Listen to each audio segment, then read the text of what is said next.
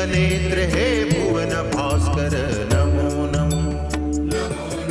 हे सृष्टि के सिरजनहार दिवाकर नमो नमो। हे सूर्य प्रभाकर नमो नमो। आदित्य विभाकर नमो नमो। हे भानुतिमिरहर नमो नमो। हे रवि भुवनेश्वर नमो नमो।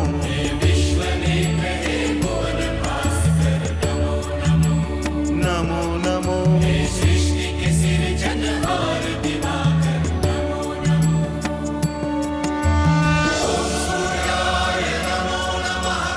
ओम सूर्याय नमो नमः। ओम सूर्याय नमो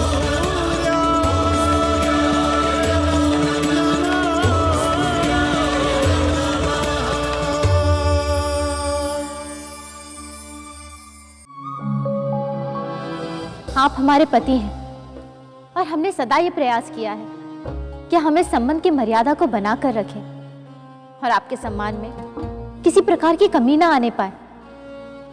किंतु आपके कार्यकलापों के कारण हमारा ये काम अधिक दुष्कर और कठिन होता जा रहा है। आपका अहंकार इस सीमा तक पहुंच गया है कि आप यह तक भूल गए हैं कि आप एक पिता हैं और एक पिता होने के नाते आपका आपके संतानों की ओर कुछ कर्तव्य बनता है। हम पर झूठे आरोप न लगाइए महारानी वीरणी। यदि हमें अपनी पुत्री दीति का विचार न होता तो हम ऋषि कश्यप के आगे वो शर्त ही न रखते। तो क्या केवल दीति ही आपकी एकमात्र संतान है? आपके अन्य संतानों की ओर आपका कोई कर्तव्य नहीं बनता? आपने अनेकों बार हमारा भरी सभा में अपमान किया, हमारे माता पिता का अपमान किया। हमने सब सह लिया, हमने कुछ नहीं कहा। किंतु अब आप बार बार ऋषि कश्यप का अपमान कर रहे हैं, यह सत्य जानने के बाद भी कि आपकी 13 कन्याओं का विवाह उनसे होने वाला है। आपने यह तक नहीं सोचा कि यदि ऋषि कश्यप इस विवाह के लिए ना कर देंगे तो आपकी 13 कन्याएं और जीवन कुंवारी रह जाएंगी। आप ठीक कह रही महारानी। सचमुच इस बात का तो हमें विचार ही नहीं आया। हमारी पुत्री दीति ऋषि कश्यप से प्रेम करने लगी है और मन ही मन उसे अपना पति स्वीकार कर चुकी है। किंतु महारानी वीरणी, जो हुआ सो हुआ। बीता हुआ समय और मुंह से निकली हुई बात कभी वापस नहीं आती।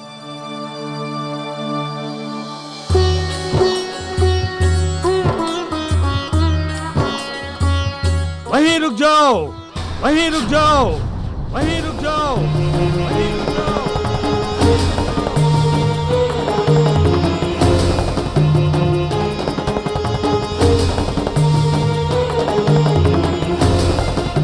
पुत्र कश्यप, प्रजापति दक्ष के प्रासाद में तुम्हारा आचरण सर्वथा अनुचित था।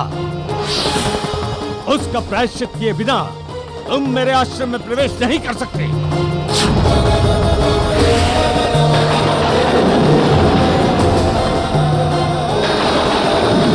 क्षमा करें पिता, क्या मुझसे कोई भूल हुई है? यह प्रश्न मुझसे नहीं, स्वयं से पूछो। पृथ्वी सम्राट के प्रसाद में अपने आचरण को याद करो, तुम्हें अपनी भूल स्वयं समझ में आ जाएगी। क्यों, याद आया कुछ?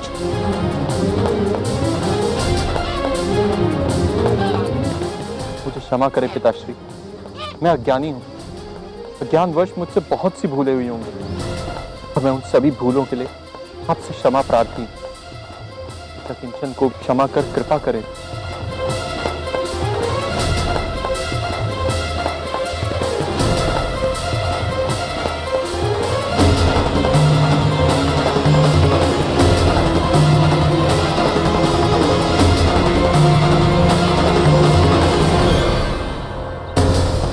जिस पिता ने मुझे जन्म दिया, ज्ञान प्रदान किया, संस्कार दिए, यदि वही मुझसे विमुख हो जाएंगे तो फिर मेरे जीने का क्या अर्थ है? ऐसे महान पिता को रुष्ट करके तो मुझे जीवित रहने का कोई अधिकार नहीं, कोई अधिकार नहीं।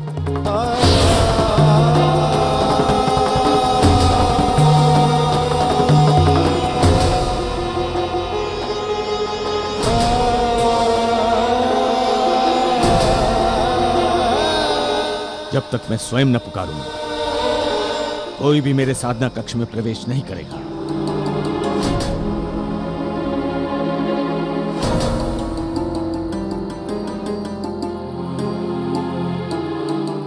ना जाने मेरी कौन सी भूल पिताश्री के क्रोध का कारण बनी है। मैं पापी हूं जो अपने देवतुल्य पिता को इतना कष्ट दे रहा हूं, और मेरे जैसे पापी को और अधिक समय तक इस धरती का बोझ बने रहने का अधिकार नहीं है।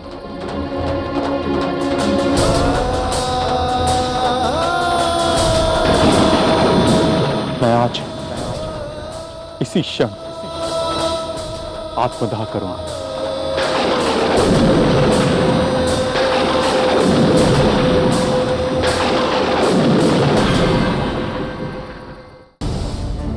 ठहरिए ठहरिए, हमें जाने दो, हमें महर्षि को आवश्यक सूचना देनी है। किंतु गुरुदेव साधना कक्ष में है और उनका आदेश है कि किसी को भी अंदर ना जाने दिया जाए। किंतु वहाँ ऋषिवर कश्यप आत्मदाह कर रहे हैं। क्या? हाँ, इसलिए महर्षि से बात करना आवश्यक है। जो भी हो, हमारे लिए गुरु की आज्ञा से बढ़कर कुछ भी नहीं है। हमें क्षमा कीजिए। चलो। दासी, आज्ञा महारानी। महाराज कहाँ हैं?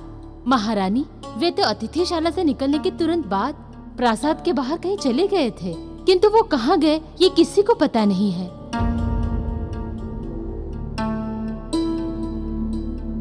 ठीक है, तुम जाओ।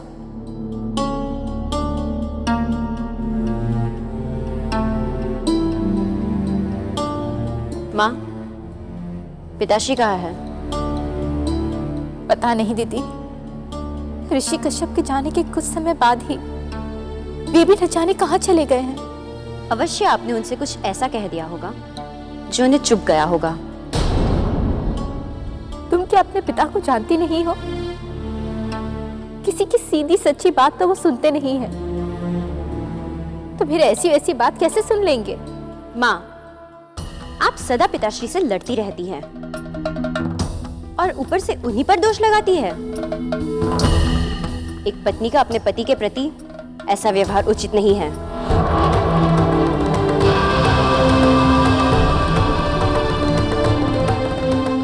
अब तुम हमें सिखाओगी कि एक पत्नी को अपने पति से कैसा व्यवहार करना चाहिए? पहले स्वयं तो सीख लो कि एक बेटी को अपने माता पिता से कैसा व्यवहार करना चाहिए, और अपनी बहनों से, और किस अधिकार से? हाँ, किस अधिकार से तुमने ये मांग की है कि 13 बहनों के बीच तुम ही ऋषि कश्यप की पटरानी बनो? वो तो बड़ी होने के नाते मेरा अधिकार है। बड़ी बहन होने के नाते तुम्हारा ये कर्तव्य भी है कि तुम्हें अपनी बहनों का ध्यान रखना चाहिए। इसके स्थान पे तुम उनसे ईर्ष्या करती हो। आप तो सदा मेरी आलोचना करती रहती हैं, परंतु ऋषि कश्यप को मेरी इच्छा का मान रखना ही होगा। उन्हें मुझे पटरानी बनाना ही होगा।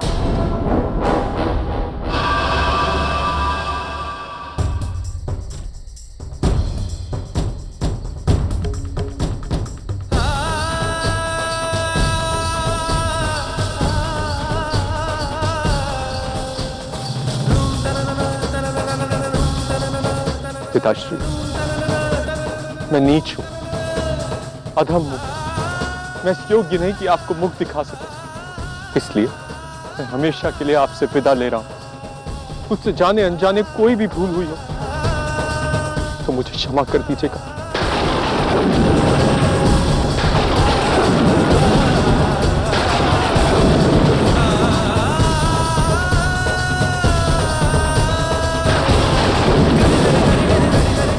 हे अग्निदेव, मेरे पिता ने मुझे जन्म दिया, ये शरीर प्रदान किया, और आज इसी शरीर के कर्मों ने उन्हें दुख पहुंचाया। इसलिए इस पापी शरीर को मैं आपके समर्पित करता हूं। कृपया इसे स्वीकार करें और अपने ताप से इसके पापों का नाश कर इसका शुद्धिकरण करें।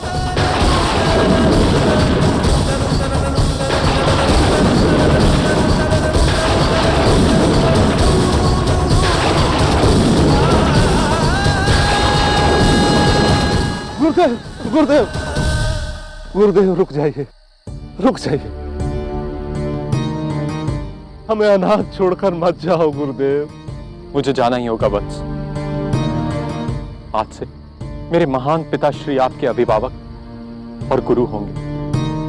तो ठीक है गुरुदेव, यदि आपका जाना इतना ही आवश्यक है तो हमें भी अपने साथ लेके चलो गुरुदेव। नहीं वत्स, इस संसार का एक नियम है, हर व्यक्ति यहां अकेला आता है और अकेला ही जाता है।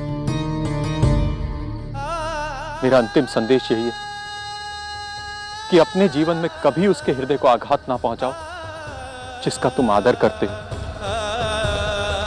माता पिता और गुरु आज्ञा का पालन करना ही सबसे बड़ा धर्म है।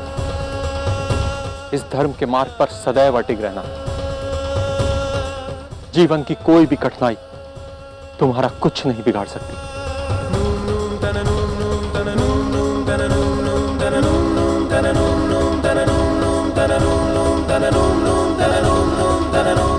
ठहरो पुत्र कश्यप।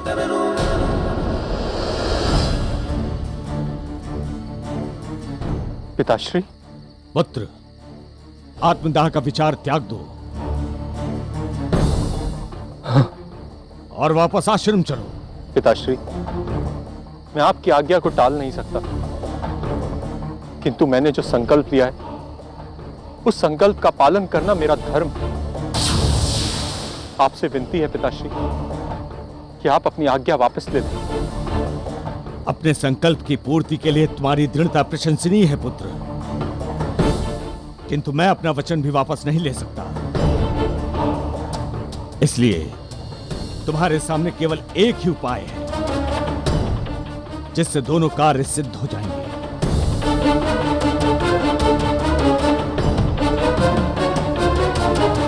क्या उपाय है पिताश्री? स्वयं की प्रशंसा करो। मैं कुछ समझा नहीं पिताश्री। ज्ञानी व्यक्ति के लिए, गुणी व्यक्ति के लिए स्वयं की प्रशंसा आत्महत्या के समान ही है। जो व्यक्ति स्वयं की प्रशंसा करता है वास्तव में वो अपनी आत्मा की हत्या ही करता है।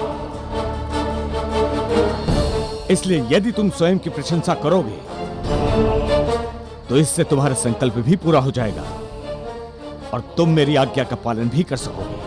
पिताश्री, मैं पहले ही एक महापाप कर चुका हूं, अब आप मुझे दूसरा महापाप करने के लिए ना कहें। किंतु ये पाप तुम्हारे अन्य पापों को काट देगा पुत्र, इसलिए स्वयं की प्रशंसा आरंभ करो। किंतु ठहरो, पहले मैं यहां से चला जाऊं। आश्रम लौटकर साधना कक्ष में मुझसे भेंट करना। जी पिताश्री।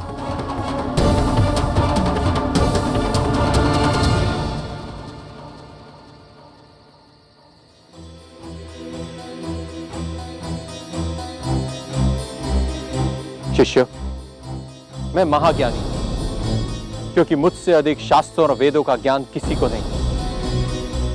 मैं और भी ज्यादा ज्ञानी इसलिए क्योंकि मैं जन्म से ही ज्ञान का ज्ञाता हूं।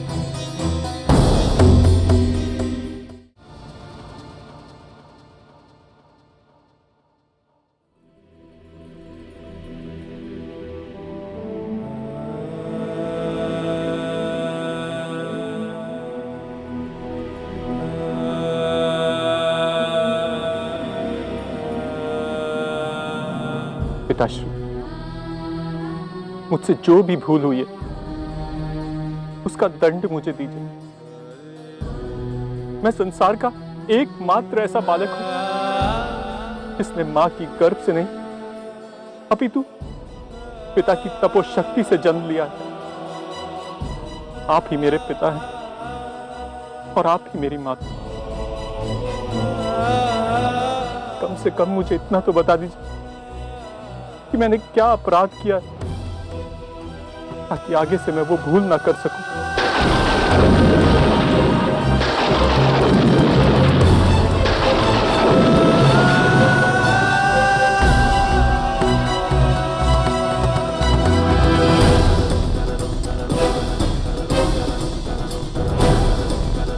तुम्हारा पहला अपराध यह है वत्स कि तुमने प्रजापति प्रासाद में जाने का न्योता स्वीकार किया। ऋषियों का स्थान आश्रम में होता है, राजप्रासाद में नहीं। राजप्रासाद में जाने पर ऋषियों के तप की आभा और राजप्रासादों की दंभी और सामंती आभा में टकराव होना आवश्यक है, और इस अपराध का यही परिणाम हो सकता है जो हुआ। मैं ये बात याद रखूंगा पिताश्री। तुम्हारा दूसरा अपराध था प्रजापति दक्ष के सामने तुम्हारा व्यवहार। तुम तो महर्षि भृगु की भविष्यवाणी से परिचित थे कि प्रजापति दक्ष की 13 कन्याओं का विवाह तुमसे होना निश्चित हुआ है। तो फिर प्रजापति दक्ष तुम्हारे पिता के समान आदरणीय हो गए। तुम्हें उनके सम्मुख संयम से काम लेना चाहिए था, और यदि क्रोधवश उन्होंने तुम्हें कोई आदेश दिया था, तुम्हें उसका पालन करना चाहिए था। मुझे क्षमा कर दीजिए पिताश्री। सचमुच प्रजापति दक्ष के व्यवहार को देखकर मुझे अपना स्वभाव नहीं छोड़ना चाहिए था। मैं अभी जाके प्रजापति दक्ष से क्षमा याचना करता हूं पिताश्री। कहीं जाने की आवश्यकता नहीं है वत्स। एक घड़ी पश्चात प्रजापति दक्ष स्वयं यहां पधारने वाले हैं।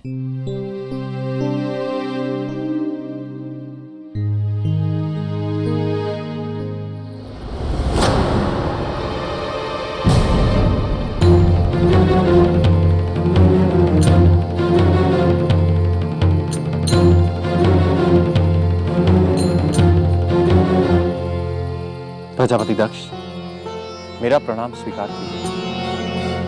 आपके प्रसाद में जाने अनजाने मुझसे जो भी त्रुटि हुई उसके लिए मुझे क्षमा कर दीजिए।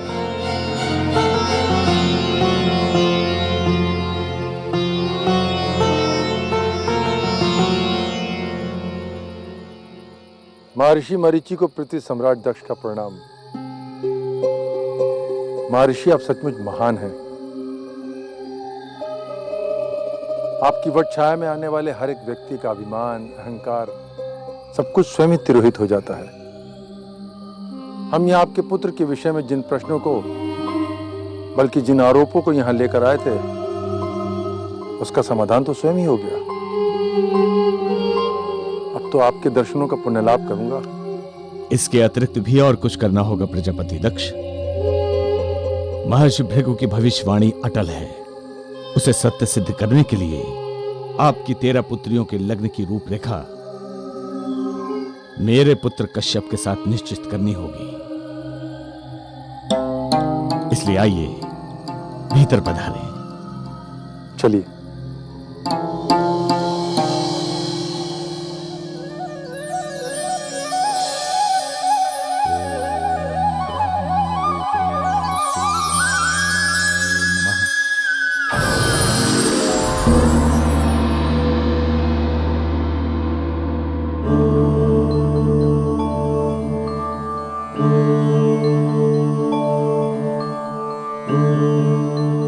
आयुष्मान भव, यशस्वी भव।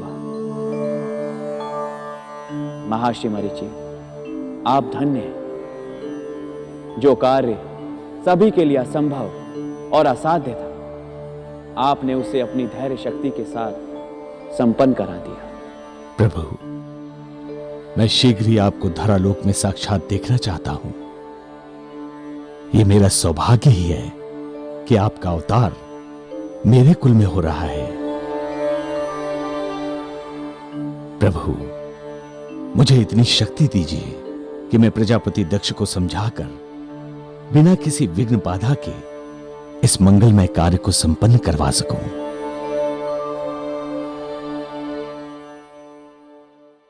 आपका कल्याण हो।